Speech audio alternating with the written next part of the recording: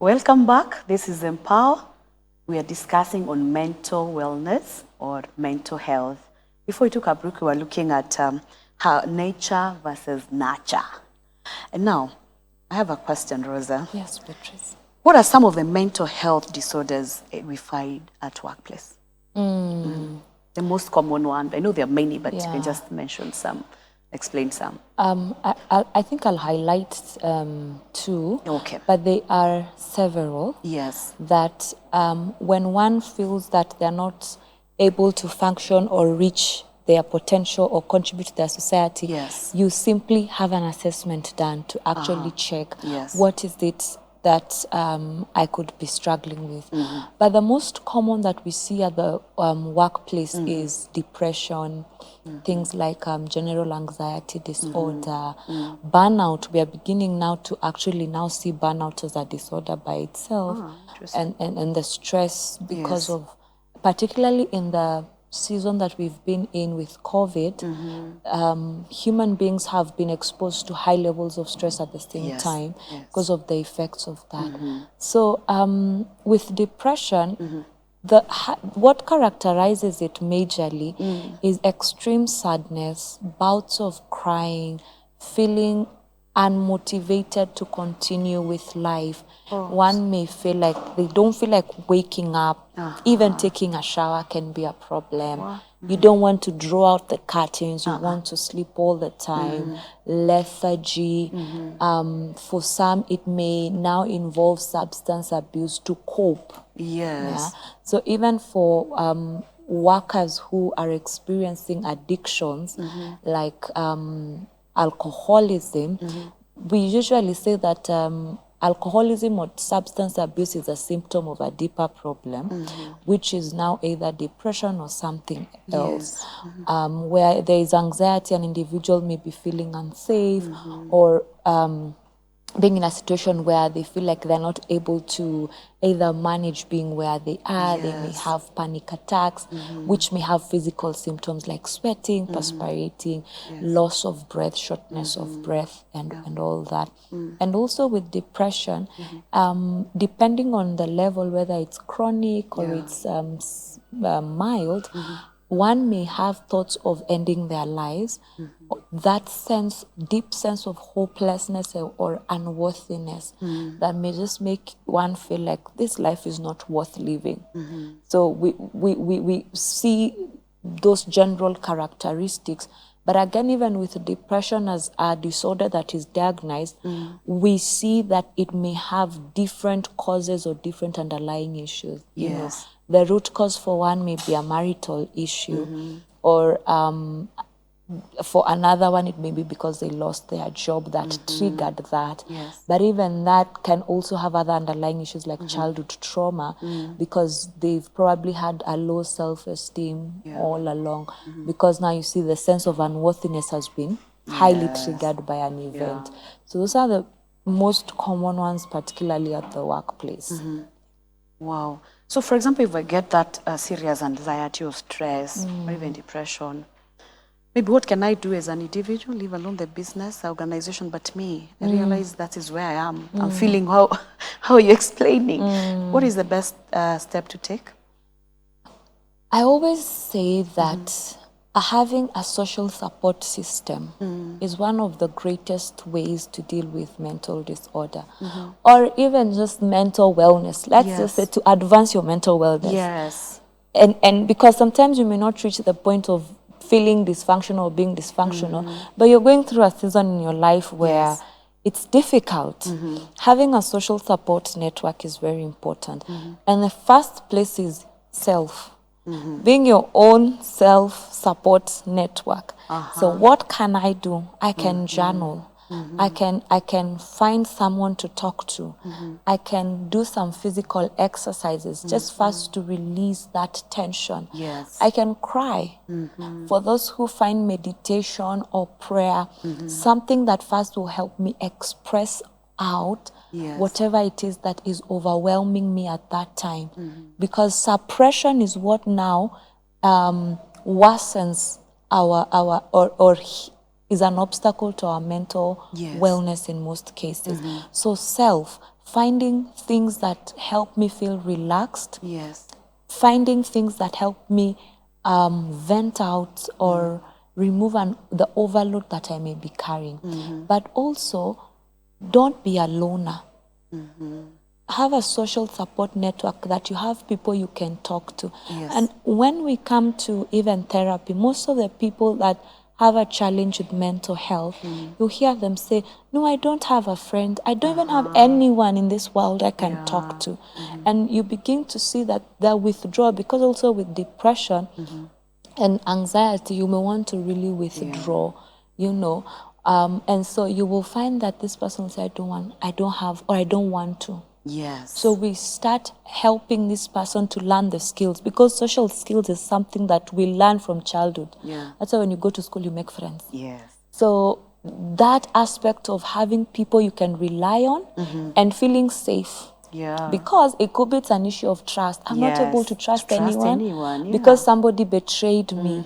So now you begin to work on healing that betrayal so that you don't generalize that everybody is bad. Everyone is a hypocrite and I don't want to trust anybody. So also now seeking professional help. Yeah. Where you feel that I need someone who's been trained and has the skill to listen into what I am bringing and helping me explore deeper on some of the things that could be causing what I am feeling and also how to cope.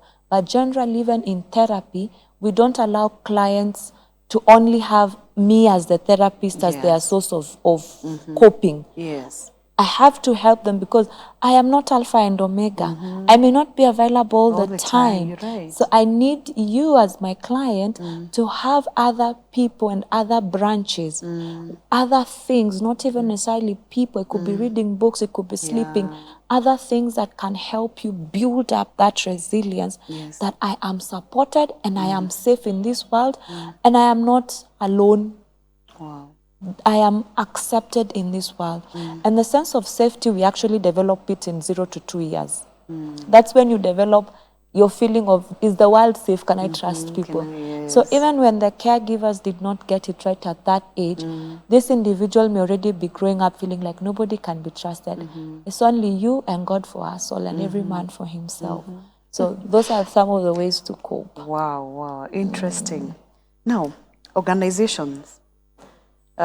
Because you're working with people and people may be going through those things that we are talking about.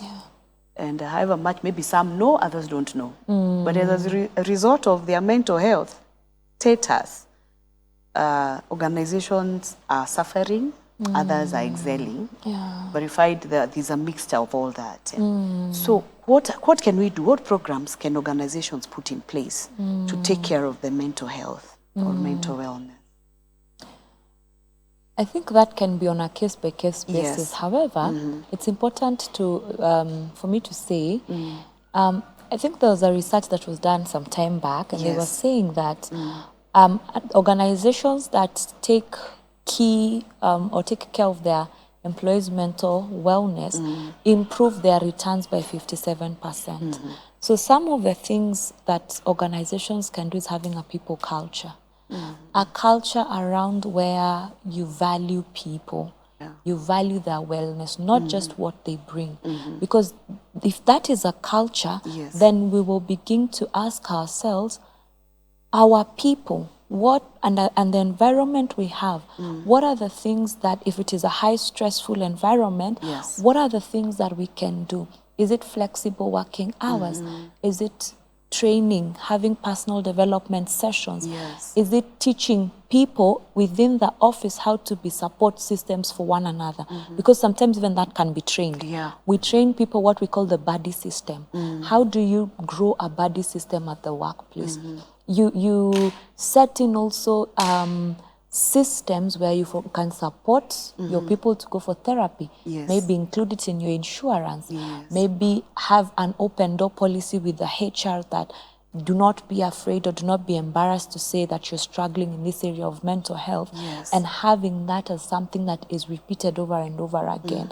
So it comes down to the organizational culture, the core values that are upheld by that particular organization, what is most important to you, and realizing that people are your greatest resource. Yes. And if we can invest in and take care of our people, we'll be able to get the best of who they are. Because like, for example, for you, if you are mentally moving and driving towards your goals, you're able to become the best of who you can be. True. Which means you're pouring that into the organization that you're in. So they actually benefit from your mental wellness compared to the opposite. That's true. So investing in the people, having a culture that values people and establishing those core values, but also now investing in professional help where you can have professionals actually custom make some of these packages or programs, whether it also includes having a therapist on site once in a while, say monthly, that we'll have therapy sessions on this particular day, and you can just walk into the therapist, no questions asked, and it's covered by the insurance or something like that. So just encouraging people, creating their awareness and placing certain systems and structures to make it accessible, so to speak. You're right. And I think it's very important, as you put it, the organization benefits if we are mentally healthy. Mentally health, you know, we are okay. But as long as we're having problems, definitely it affects the business. I can't be able to give the best. And you're constantly taking leave days because you just feel sick and you're not sure where. Yes. So you exhaust all your leave days. I know. and then start getting frustrated. Yes. I work with different organizations and hardly see this being a keen thing or being an area that is really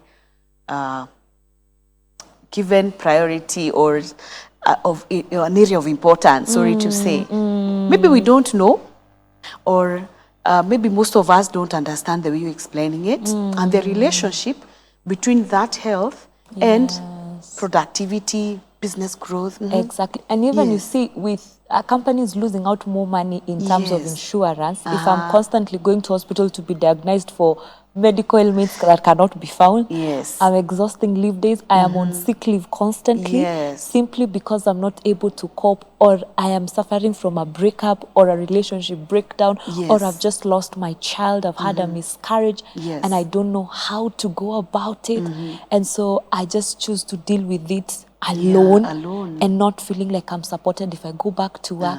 No one knows what I've gone through. You know, things like loss and grief. So many people lost their loved ones during COVID, and they are going back to work. Then who is taking care of that and helping them adjust? And how do I support my colleague who's lost a loved one? I don't know. Because I don't know how to do it. And if we train people how to do that, we're equipping people with skills to even go back to their families, to exercise these skills and to go out there and become better people. Wow. Yes. Imagine our time is up, yeah? So it's... but anyway, maybe you can speak your last words as we close the program. Thank you so much. I would just love to say that your mental wellness is key, and it's okay not to be okay. It's okay to speak to someone, and it is totally okay to seek professional help. And for the organizations out there, wanting to increase your productivity actually is dependent on how you value your people. So thank you so much, Beatrice, for having me. Thank you, Rosa, for coming. I look forward to have you another time to explain further on this. It's such a great topic. This has been Empower. Time is up. God bless you for watching this program. We look forward to meet you again. Bye-bye.